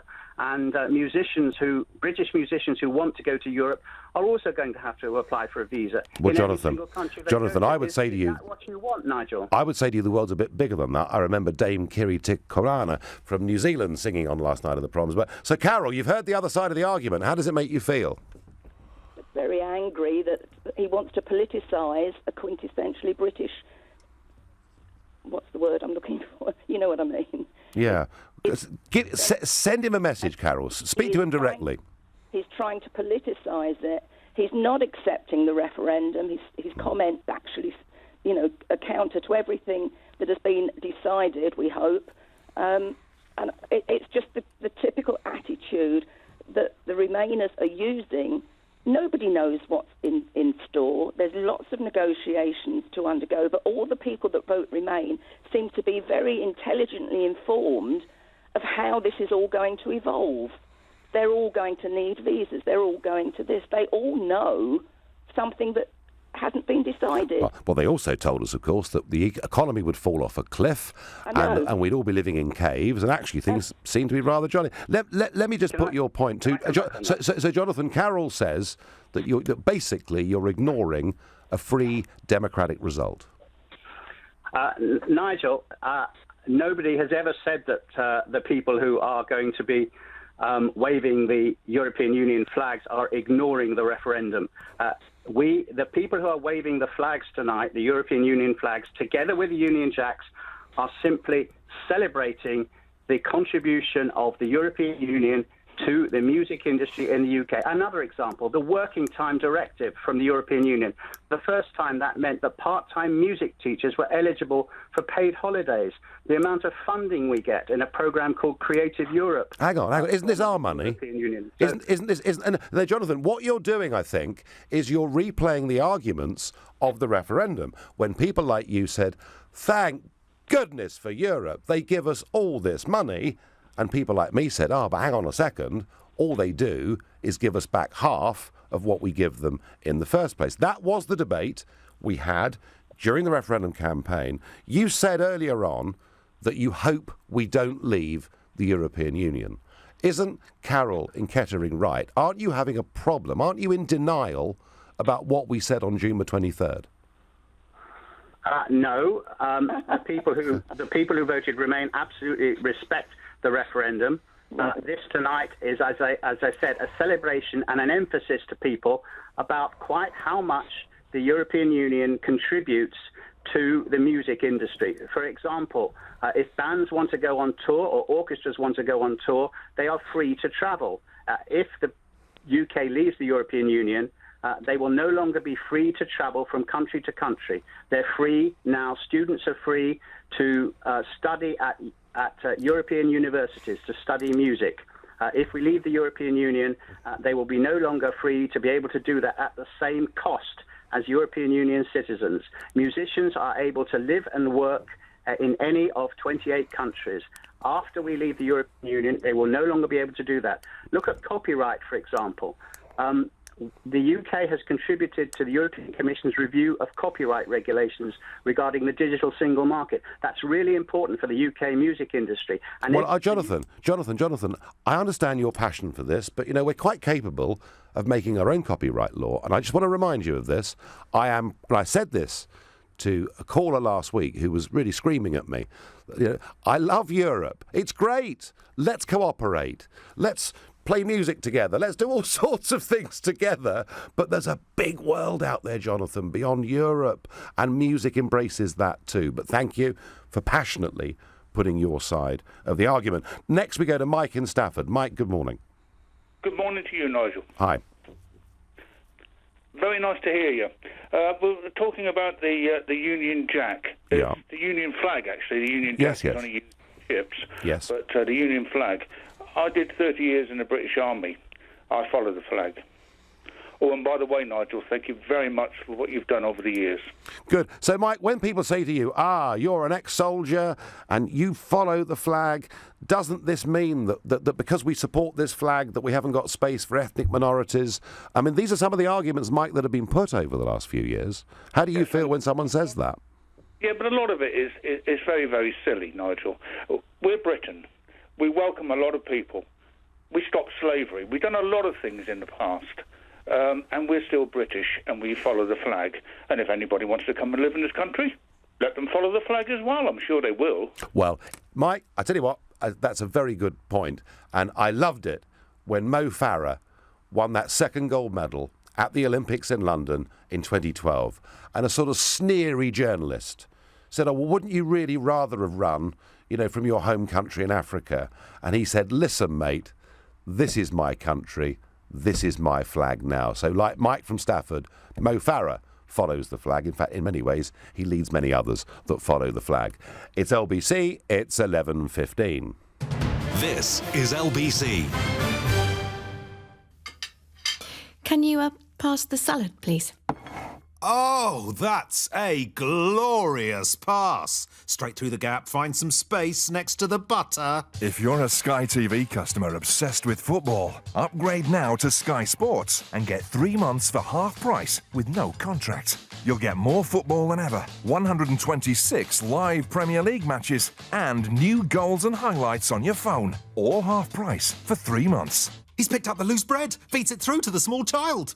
Search Sky Sports offer. Sky. Believe in better. New Sky Sports customers only. 31 days notice to cancel. Further terms apply. And they've done it! They've got the goal! And they're driving it right out of the car park! We're giving a gold Nissan Leaf to all Nissan's winning ambassadors in Rio. But you can still win too. Order a new 100% electric Nissan Leaf with Nissan Finance before the 30th of September and you'll get an extra £500 reward, as well as a £5,000 deposit contribution at only 5.99% APR representative. Search Electric September. Nissan. Innovation that excites. Deposit contribution not available on Visia grade. £500 reward is a gift card which can be used at selected locations. Available from participating dealers. GB residents over 18 only. Subject to status. Excludes business customers. TNCs at nissan.co.uk/electric September. Measure your journey in smiles. With our special economy and business fares from London Gatwick, you could be grinning all the way to select destinations, including Cosmopolitan Singapore from £499, Exotic Bangkok from £429, and welcoming Dubai from £349. Book by the 21st of September on emirates.com/UK or contact your travel agent. Limited availability, terms and conditions apply. Fares exclude credit card booking fees. Fly Emirates. Hello tomorrow. Estate agents? Who are they to tell you what to do? If you want to sell your home fast, for cash, speak to Property Rescue. There are no middlemen, just a genuine cash sale, which means you could exchange within 48 hours. I know, unbelievable. So, middlemen, schmiddlemen, speak to Property Rescue. They're buying houses all over Britain. Go to propertyrescue.co.uk. Property rescue. Problem solved. This is LBC with Nigel Farage. It's last night of the Proms Day, and flags are all the rage. What do flags mean to you? Does the Union Jack mean to you? Or the Union flag, I was corrected, but colloquially known as the Union Jack. Does it represent the bad old days of empire, of division, of being against people? Or is it something we should wave proudly? And should tonight be one of those nights when it really matters that that flag is seen absolutely everywhere? Joshua in Yorkshire, what do you think about this? Hi, Nigel, big fan. Well, all I've got to say is, to me, the Union flag, it represents Britain, my country, my culture, and I've got a feeling that the vast majority of people will agree with that sentiment. You know, all these leftists keep whining on about all the bad things about, you know, think about what happened, you know, in the past before I was born. To me, I look at it differently. The Union flag represents that, yes, there was slavery in our country, but we banned it, we outlawed it, we got rid of it. You know, that, you know, being homosexual used to be illegal, and we got past that. It's now, you know, it's perfectly fine. No one cares what you do with your, you know. And it's like, with regards to Aaron Banks, it's, you know, it's his money, he can spend, he's free to do as he pleases. But, you know, likewise, if, you know, people want to get out of the flag of the European Union, you know, because they can't accept that they lost, you know, they're free to do that. But they've got to respect that whilst they may not like the Union flag, there's a vast number of people that do like it. So, you know, and, you know, it doesn't hurt anyone if you're walking around with the Union flag on your T-shirt. No, Joshua, I agree with you. It's just that, you know, kind of when I was younger, I was told we should be ashamed of it because some extremists had tried to effectively hijack it. And, no, I mean, the Aaron Banks thing, you know, Aaron never, ever, you know, avoids a fight of any kind at all. But he didn't start this, did he? It was the Ramonas. It was the Ramonas. And they simply can't accept the result, it seems to me. So, Joshua, but one thing, Joshua, I will pick you up on. You talked about leftists, that, you know, the leftists are ashamed of everything. A lot of people on the left, and it's important we get this point out, a lot of people on the left actually are very proudly patriotic people. And, I mean, don't forget... Oh, yeah, no, you're absolutely spot on. Yeah, I just say this because I'm 19, I'm a student, so I'm surrounded by the kind of the negativity of the left. Ah, now you've got the probably overdrive on a daily basis. You've probably got the Corbynites around you, haven't you? I would guess. Oh, absolutely. Yeah. It's now hard being a kipper at a university. I just, you know, it's, you know, live and let live. You know, the fact is, leave one. You know, but if people still want to fly the European flag, fine. I don't care if they want to do it. Wow. And they're not imposing on me. I just think the Ramonas should, you know, start going postal and, you know, learn a bit about what it means to be British. Anyway, thank you very much, Nigel. No, Joshua, thank you. And if you are a Ramona and you do think that EU flag matters, let me know and we'll talk quite a lot more about the EU flag and what it means to people. It certainly brings out, I can tell you, some emotions in me. And on this whole issue of the left and patriotism, I think what's really interesting is that Jeremy Corbyn, you know, doesn't want to sing the national anthem, doesn't like the symbols which many of the callers so far have associated with patriotism, and yet his voters, the people whose doors we were knocking on in the referendum, and many of whom did vote actually to leave, thought that they really believed in the country and were hugely patriotic and very strong on the symbols. And that whole question of where the left is on this, I think is really interesting, not just for this debate, but perhaps for the long-term direction of the Labour Party too. Moving on, we go to Jenny in Milton Keynes. Jenny, good morning. Good morning, Nigel. How do you feel about this issue, Jenny? The flag, I would follow the flag as well. I'm an old-timer. I'm 68. I've seen what it was like before we entered the EU and afterwards. I think people have been turned against the United Kingdom flag because of our colonial past, as they like to call it. Yeah.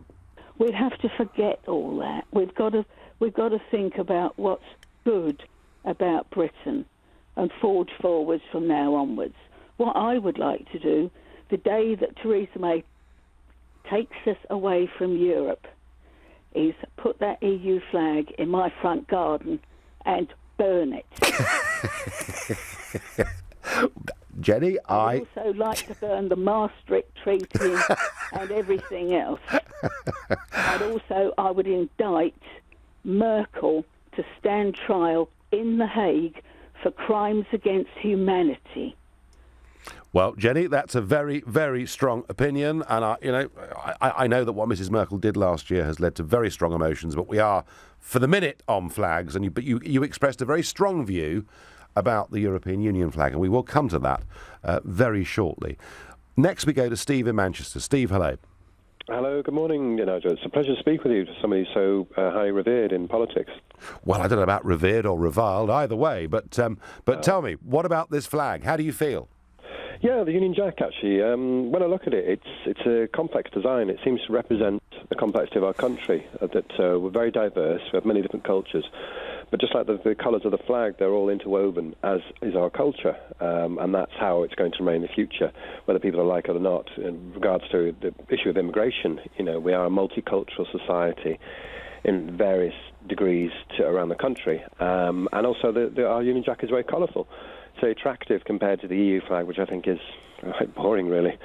And I've got a few things to say about the EU, actually, but I don't know if you want to just stay on flag. No, the EU thing we will come back to, I'm sure. But for the minute, it is this symbolism and emotion of flags, and I think to some extent, Steve, the EU debate is a part of this.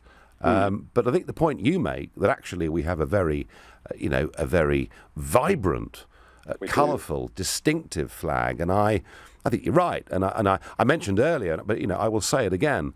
I think Mo Farah saying, "Look, as an immigrant to Britain who's become British, this is my flag, and I'm proud of it." I think that message, almost on its own, just knocks into a cocked hat any of this rubbish about division. That's my view. Do you know also, Nigel, back in 2012, when I had the Olympics over here, there was a wonderful feeling of positivity. And it wasn't just, there was some patriotism in, but in a positive way. And in fact, sales of the flag, the Union Jack, and other sorts of things, bunting, and anything related to the Olympics was selling very well. And people were flying them on their car aerial.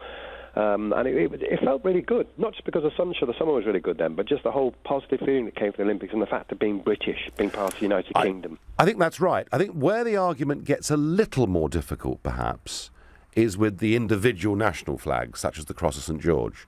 There are some people that feel that there are some that still feel that somehow that's a sort of symbol of separation. I don't feel that. Steve, how do you feel about the Cross of St George?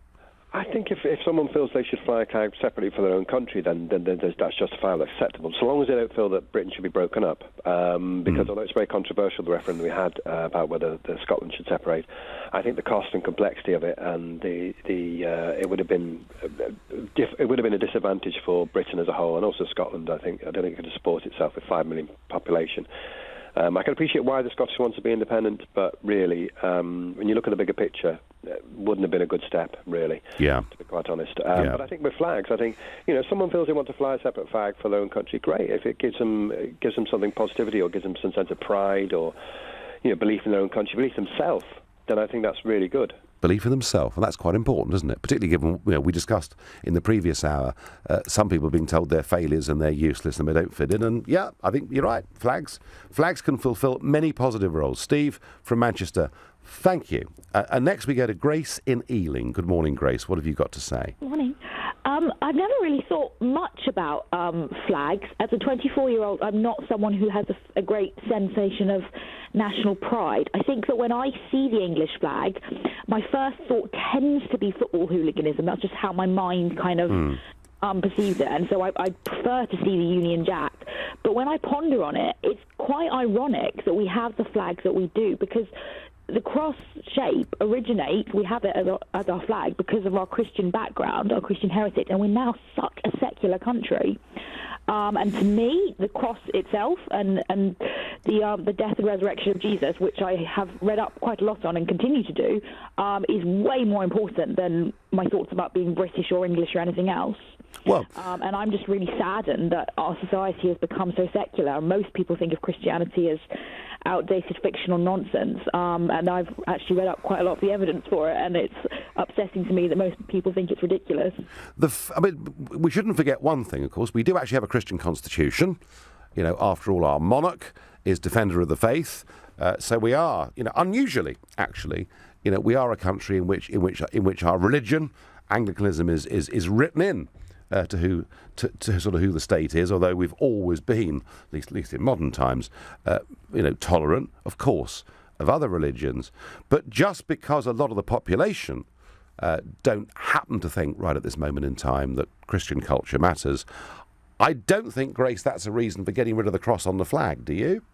No, I don't think that we should get rid of it. No, I don't think we should change the flag. I think it's simple to draw. It looks nice. It's recognisable. Yeah. But just what upsets me is that I constantly read so much on social media that makes it clear to me that most of our public don't give a toss about Christianity and don't actually know about it. We think, I was born in a Christian country and that's it. But I just wish that more people would take a bit of time to actually read up on the historical evidence for Jesus and his death and resurrection, because that's what the cross is about. And there is quite a lot of ongoing discussion amongst historians about it. There's been a lot of lies about it that have been circulated, say by some historians who said that Jesus didn't exist, which is just not true, to try and sell some books. The point is, Grace, people can accept or reject Christianity and Christ and all of those stories, but they have to be taught the arguments about it before they can make their minds up, and you're sort of hinting that maybe we're failing a bit in doing that. Grace, I thank you for your call, and we must not allow the Cross of St George to be linked to football hooliganism, just as it was a bad idea for the Union flag to be associated with far-right politics. The Cross of St George is not for football hooligans, and if we see football hooligans carrying them, we should take them off them, it seems to me. So we're asking you, what does the Union Jack mean to you? What does the EU flag mean to you? I want to hear from you on 0345 60 60 973. Don't forget you can watch this live on lbc.co.uk. But right now, it's 11:30 and it's news time with Moira Alderson. A US-Russia deal aimed at addressing the crisis in Syria has been welcomed by the Foreign Secretary Boris Johnson. The breakthrough agreement will see a nationwide ceasefire starting on Monday. Charities want more to be done to prevent thousands of people taking their own lives each year. It's National Suicide Prevention Day, which is focusing on why men are 3 times more likely to be affected than women.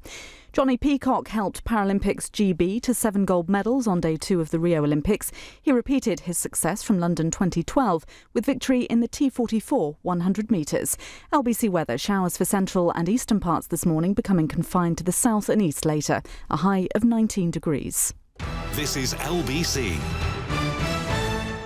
Everyone likes saving money. A little bit here, a little bit there. But what if I was to tell you that you could save a massive £120? Because if you're looking for a brand new smartphone, you can get a £120 discount on any smartphone plan from BT Mobile if you have BT Broadband at home. How good is that? And you can choose from some of the biggest selling and most loved smartphones around. Search BT Mobile now and get all the information you need. £5 per month discount for BT Broadband Homes. 24-month minimum term. Terms apply. Jaguar XE has been named Auto Express Best Compact Executive Saloon 2016. And what's more, the Dynamic XE is now available from just £259 a month plus VAT on business contract hire. Isn't it time you listen to the noise? Search Jaguar XE for more details. Initial rental £1,554 plus VAT at 20%. 36-month Jaguar contract hire. Offer ends 30th of September. 10,000 miles per annum. Mileage and return conditions apply. Visit jaguar.co.uk for more details. Come to Galliard for brand new apartments from under £195,000 with estimated yields of up to 4%. Pinnacle House is adjacent to the tranquil Grand Union Canal in Kings Langley. Just a 2-minute walk to the station with trains to London Euston in only 27 minutes. Exchange with only £2,000 and choose from either a 1-year service charge holiday or 1 year's free letting and management. Plus, we fully furnish your apartment free of charge. To buy from under £195,000, come to Home Park Mill, Links Road, Kings Langley, WD4 8LZ from 10 a.m. on the 17th and 18th of September. Call 0207 620 1500 or visit galliardhomes.com. That's galliardhomes.com. Imagine if Lawrence Llewellyn Bowen won this Saturday's £22 million jackpot. And on your left we have Stonehenge with its Baroque facade. And is that a chandelier? Anyone can win with Lotto. Please, don't let it be him. Play makes it possible. Estimated jackpot. Games, rules and procedures apply. Players must be 16 or over. At Todd Doors, as one door closes, another 35,000 open. Plus, if you find the same door cheaper in stock elsewhere within 7 days of placing your order, we'll refund you the difference. Conditions apply. Order in store, by phone or online at todd-doors.co.uk. Todd Doors. Beautiful doors since 1952. This is LBC with Nigel Farage. We're talking flags and what they mean, and one or two of your texts and tweets that have come through. One of them here, an SMS. Do you know what is really good about Britain? LBC and free speech from Darryl. Well, that's pretty good, isn't it? I've got one here that sort of touches on what I was talking about just before the break. You know, and he says, well, actually, the Union Jack is fine. It makes us proud to be British, but the Cross of St George and English, is that divisive? Well, I think some people think it is, but just as we've rescued, seems to me, the Union Jack from the extremists, we must make sure that we reclaim the Cross of St George from football hooligans or anybody else. And here, a really interesting SMS that's come in from Rakesh. He says, Nigel, I'm a British citizen of Indian origin and proud to be British and fully support the Union flag in the proms. Isn't it interesting that when we were in the European Union, no one waved EU flags? Now that we're exiting, the Ramonas seem to want to. And I have to say, Rakesh, I think you're right. I mean, much as, and I mean my view, and I'll give you my view on this EU flag, is that they attempted to impose it upon us. They attempted to make it part of our way of life. How did they do it? They put it on our driving licences. They put it on our car number plates when we bought a new car without asking us whether we wanted it or not. And any project around the country that was part funded by the EU had that flag. So there was a really big, strong attempt to try and make that flag a part of our life, whether we wanted it or not. But did you see people going around with EU flag T-shirts or hats or waving flags? I can't think in the last 20 years that more than once or twice I ever saw that. And yet now, with the referendum over, they seem to be using it as a symbol. I think, I have to say, personally, they're whistling in the wind. James in Yorkshire, what do you think? Hi, Nigel. I've actually become quite ashamed of my generation. I feel as though it's partly the education system. I studied economics at university about 8 years ago, and they just taught it completely from an EU perspective. It wasn't until I started listening to you in kind of 2012 that I opened my eyes to actually what this corrupt institution over the last 40 years is. It's as though we're trying to give away our culture bit by bit, like you just said, on the driving licence. You know, I just don't understand the country, why we've taught everything. We seem to be trying to... You're right, the St George's flag has become... Some people view it as racist. I mean, I have these arguments in the pub. I'm up in York, and they're all quite left-wing, and they're still protesting. I mean, if you mention Nigel Farage... the amount of times I stuck up for you on a Friday evening, I can't tell you. What's the sorry, go on. No, what's the pub like, James? Well, there's some good pubs in York. You're more than welcome any time. I think you thank God you've come along, because I thought I was going insane, and my father thought he was going insane as well with what we thought, and then you came along and you made it credible to believe in your country and believe that you can. There are 200 self-governing countries across this world. Yeah, that's right. Normality. We're not asking for anything extreme. The people like Tony Blair, Lord Mandelson, the education system, it's as though we're trying to, and the young people have fallen for it. James, one day on LBC, we need to have a proper debate about what is going on in our universities. Get me involved. Well, we will, because it is genuinely shocking that in British universities there are now about 300 Monet chairs. What do I mean by that? Monet professorships, and it's where the European Commission gives money to university departments to teach history and economics from an EU perspective. Yeah, I was at one of them. I won't say which one, but I was. Yeah, well, the First World War, by the way, didn't happen. There's no such thing as the First World War. No, it's the first European Civil War that, of course, led to the Second European Civil War, that led to the new empire that means it'll be peace forever, etc. And there is a debate to have on that. But can I just ask you, I sort of talked about Rakesh tweeting in about the fact that he never saw an EU flag and now he does, and I feel the same. I mean, at York University, are there now EU flags there everywhere that weren't there before, or how's it working? They were protesting yesterday. Were they?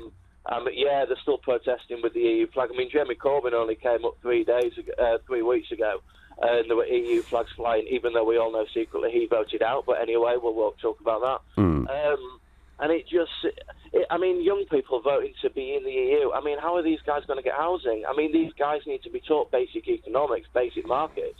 How can a small country absorb net migration of 330,000? No, sure. I just don't understand people. But let's not rerun the arguments of the referendum. But I think there's a bigger problem, and that is, and we've seen it in one or two callers today, and that is the non-acceptance of a democratic result. That's what worries me. And James, I want to say to you, keep going to the pub on a Friday night.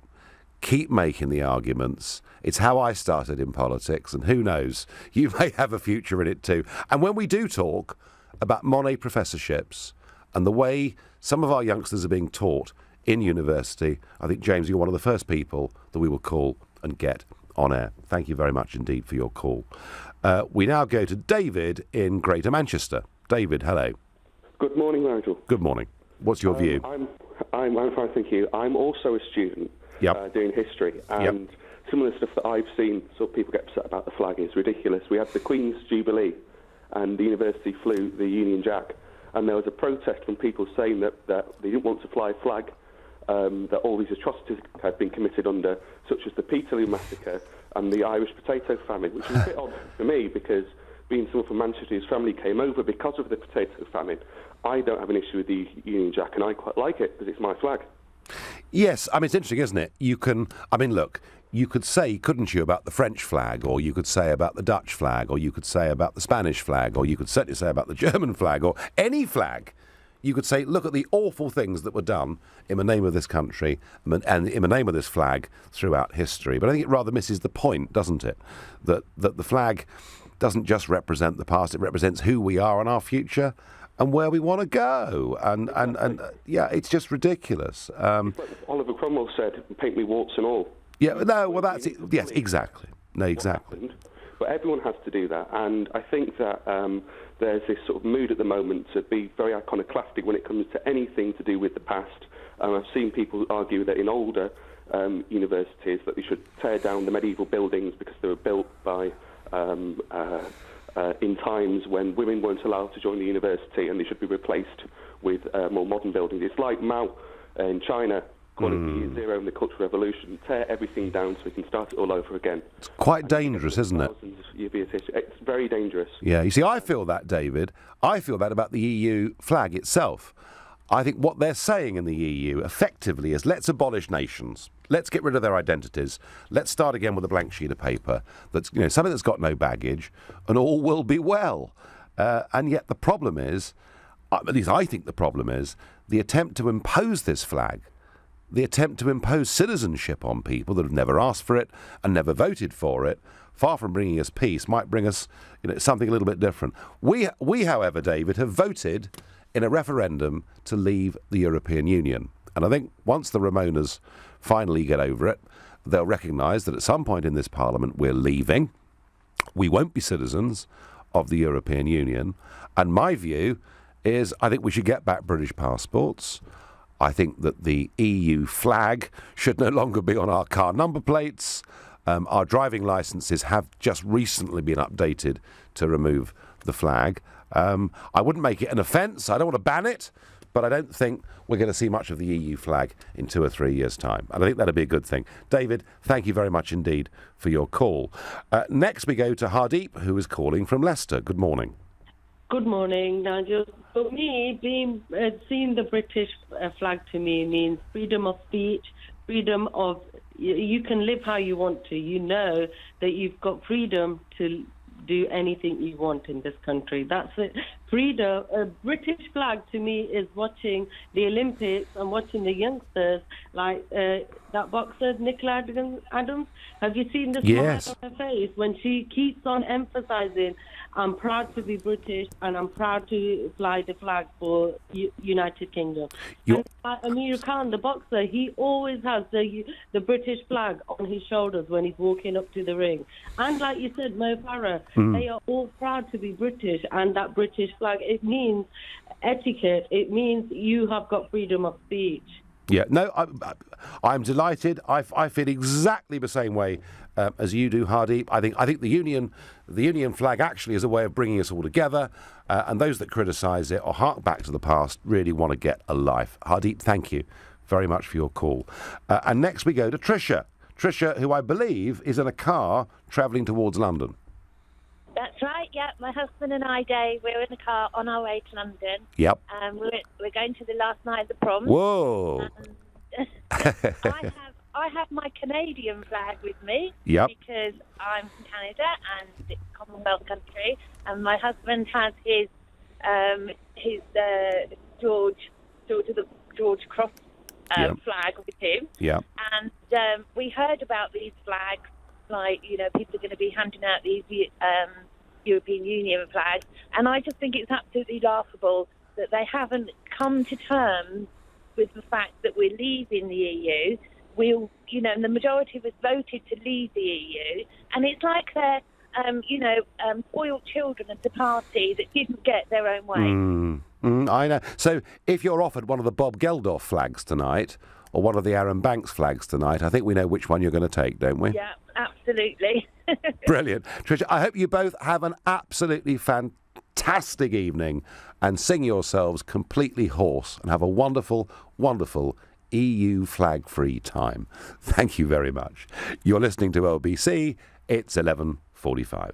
LBC.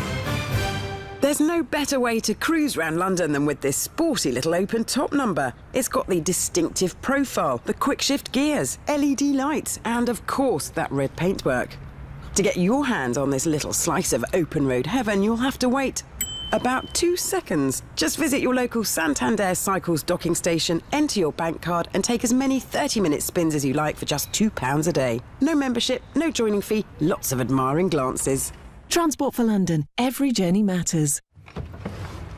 I think we should move the desk into that corner. Oh, the desk's been awarded a corner. That could really change things at this late stage of play. If you're a Sky TV customer obsessed with football, upgrade now to Sky Sports and get 3 months for half price with no contract. You'll get more football than ever, 126 live Premier League matches and new goals and highlights on your phone. All half price for 3 months. Now for the corner. Oh, the bookshelves have just edged him out. He's been forced back to the sidewall. Search Sky Sports offer. Sky. Believe in better. New Sky Sports customers only. 31 days notice to cancel. Further terms apply. Galliard has a proven track record for starter homes at great value and is launching studios and one-bed apartments in Kings Langley, Hertfordshire. From £195,000, buyers get a canal-side setting, 2 minutes walk from the station and just 27 minutes to London Euston. With historic low interest rates, now could be the time to get on the ladder. Exchange with £2,000 and choose from 1 year's service charge break or 1 year's free letting and management. Apartments fully furnished free. Join us September 17th and 18th from 10 a.m. at Home Park Mill, Links Road, Kings Langley, WD4 8LZ. Call 0207 620 1500 or visit galliardhomes.com. That's galliardhomes.com. Imagine if Lawrence Llewellyn-Bowen won this Saturday's £22 million jackpot. And on your left we have Stonehenge with its Baroque facade. And is that a chandelier? Anyone can win with Lotto. Please, don't let it be him. Play makes it possible. Estimated jackpot. Games, rules and procedures apply. Players must be 16 or over. Coming up at 12 on LBC, Majid Nawaz. It's the anniversary of 9/11 tomorrow. It's now 15 years since almost 3,000 people were killed when Al-Qaeda terrorists took control of American planes and turned them into weapons. We've learned this morning that George W. Bush's first thoughts were of revenge.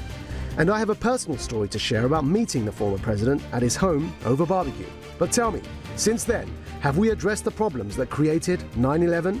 Has the war on terror failed? Leading Britain's conversation, Majid Nawaz, this afternoon from 12 on LBC. We're talking about flags. It's funny, I have a feeling that if we'd had this conversation 5 years ago, 10 years ago, 15 years ago, I think a lot more people would have rung up and said they were nervous about the Union flag and even more nervous about the Cross of St George. And I feel actually there's been a change of attitudes and maybe people like Nicola Adams and Mo Farah and British sportsmen from ethnic minority backgrounds have done more than anybody to bring us together under this flag. There's also the issue, of course, of the EU flag, which, as I've said, I wouldn't ban. I don't believe in banning anything, but I'm looking forward to it disappearing from every part of public life in this country because I think it's false. I think it's artificial. I think it's been effectively imposed upon the peoples of Europe. So I do feel quite strongly about it. Kieran in Huxtable, how do you feel? Well, I just sort of wondered why you're sort of imposing your views on us in regards to the European Union flag. We're part of the European Union. No, we've just voted to leave, Kieran. We're leaving. Sorry, say that again? We're leaving. We voted to leave. Not if I've got anything to do with it, because if you actually look at the facts and figures of that, if we want to get down that path, that's fine. But what less of the majority wanted to leave, most of it was people end up voting for a protest vote against our local governments. I'm not local, our central government, right? So that's a different debate as to what you're doing. But if you bring it round to this, fine, let's go down that avenue. Go on then, right? Go on then. So are you telling me the referendum should be ignored or should it be rerun? Are we all stupid, those of us that voted to leave? Well, I mean, you seem to be looking at me as if I'm stupid. My mother's German. Basically, the amount of abuse I get from people now. I was born in this country, right? Yet I've got people saying to me, don't bother start a business here because the business is to do with French food and German food. We don't want that, right? Get that crap, excuse my language, but that's their terminology, not mine. They're crap out of this country. You're telling me I'm not allowed to have a European Union flag because it is artificial. Yeah, all right, just Kieran, you've got strong views. Just mind the language a little bit. We are before the watershed. Sorry. We are before the watershed. Well, somebody else's language, not mine. Okay. People on your side that are using that language against me. Hang on. Are you telling me? People that use the support. Are you telling me? Are you really telling me that since we voted to leave, that Leave voters don't want to eat foreign muck anymore? I want to go back to fish and chips and forget about curries or bratwurst or anything else? Well, it's a bit of a general comment, but basically, for the people that I've met, I told somebody the other day, we're having a conversation about the European Union. There's a group of us around, right? And I said, my mother's German. He said, well, you're going back to Germany soon then, will you?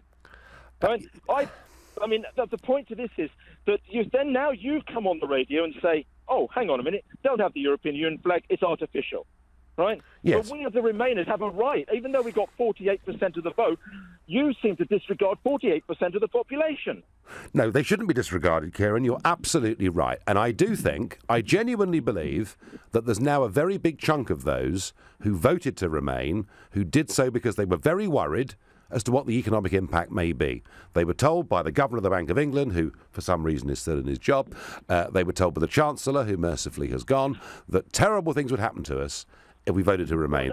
They can now see. They can hang on. They can now see. They can now see that those scare stories were scare stories, and now there's a large chunk, Kieran, of people who voted to remain who now accept the result was leave and think we should get on with it. But I'm going to ask you again the question. You don't seem to like this result. Are you suggesting we ignore it? Are you suggesting we hold the referendum again? Well, I think, considering you have no idea what Brexit actually means, if you go back and you sort of say, I mean, you highlight the scare stories from the Remain side. Look at the scare stories from your side and even your own input towards the scare stories, right? Both Kieran, sides were Kieran, absolutely out of order. Hang on, let me ask. Kieran, no, I've asked you a question twice. Please answer it. I've twice asked you, what do you think we should do? Should we rerun the referendum? I think once we've got a whatever you call it, an agreement, or whatever Miss May comes up with, then it should go back for a look at saying, this is actually what Brexit means. Okay. So once we know what actually it means, so we leave the European Union totally, no trade at all, as I think you want. Sorry, Kieran. 44% of the trade, I don't know. I mean, dear. If you're looking, I've answered your question. Yeah, I know you have. I know you have. So, okay, you would like then a second referendum on Mrs May's deal. Let me ask you one more question, Kieran, because you clearly feel very strongly about this. And by the way, trade won't cease. Trade will continue. People trade all over the world with each other without being in political union. The only debate is on what terms. Let me ask you a question, which is central to what we're talking about today. Flags, symbols. I mean, what does the EU flag mean to you? Well, it just basically means, it's quite simple. Just people say the British flag or the Union Jack or the Scottish flag, whatever it is, means it's part of your cultural heritage that you are part of the European Union. Now, that means a hell of a lot of things. That's a free trade movement. Well, I'd come to agree with that there needs to be some form of control over people moving freely, but that doesn't mean we throw a BBB out with the bathwater. No, sure. But Kieran, yes, go on. Kieran, look, you and I could argue the politics of this and trade arguments forever, and you feel very strongly about it, and I feel very strongly about it. But let me ask you, okay, Kieran, you tonight, in your front window, have to display a flag. Which flag are you, Kieran, British citizen with a German mother? You can only fly one. Which flag goes in your window? Is it the Union flag or is it the European Union flag? Well, that's a nasty question, considering I don't actually fly flags. But well, just suppose you did. Come on, humour me, please. I probably would fly the European Union flag. All right, Kieran, that's fine. That's an honest answer to it all. And by the way, I wish you luck with your foreign food business. I could well be one of your customers. I love European food and foreign food, and I hope we're going to have more of it as we make more friendships with the rest of the world, not just be entangled with our next door neighbours in Europe. Anita from Camden, good morning. What do you think? Good morning. I've been going crazy for 45 minutes. Okay. The last guy that's just spoken, and also about 45 minutes ago, you had a guy called Jonathan, right? They're morons. Okay, I'm really sorry. They are. Mm-hmm. Of course, I'm going back to now the proms because it's taken me so long to get through, so I'm back on the proms and go on. Flags and that. Yep. Right. The proms. Always, we fly the Union flag, the Union Jack, it doesn't matter, right? But we fly that.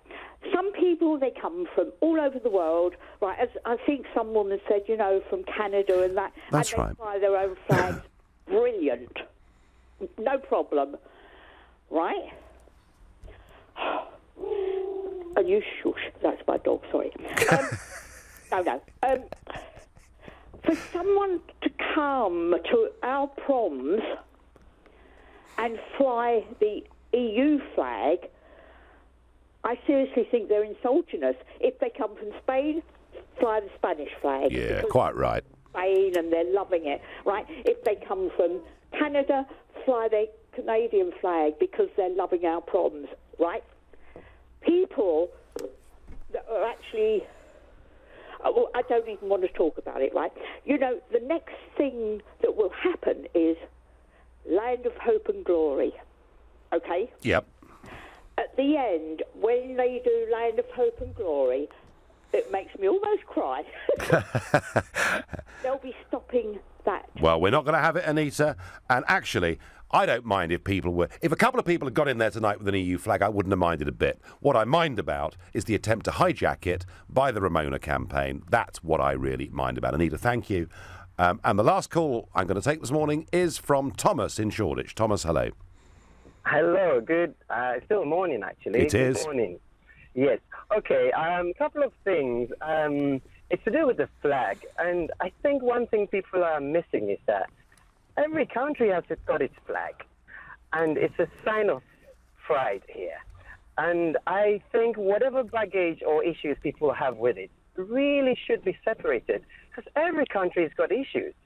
And to say because of that, if you fly your flag, then you're bringing up old problems or baggage, and I think that's wrong. But I think taking it a step further, actually, I think it's to do with the openness of outsiders.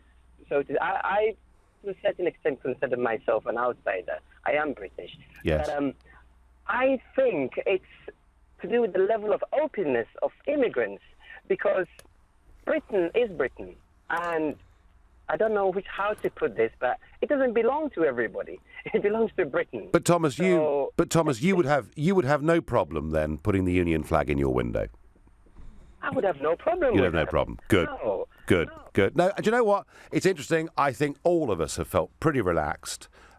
Most of us feel pretty relaxed about the Union flag, the Union Jack, call it what we will. I think we have got away from any associations with extremism. Well, you've been listening to me, Nigel Farage, and don't forget you can listen to LBC whenever and wherever you are by downloading the LBC app. And if you've missed any of today's show, you can catch up with that. You can catch up on Talkback. Coming up later on this afternoon at 3 o'clock, it's Ian Payne.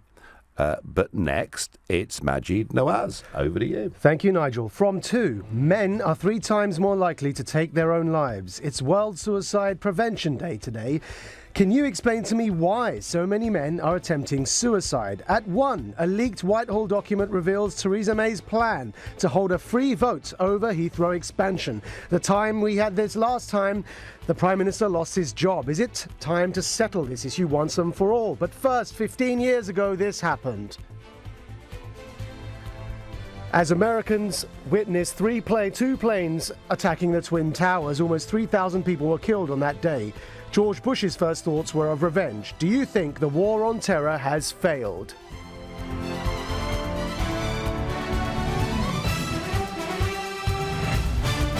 On FM, online, on your mobile, and on digital radio.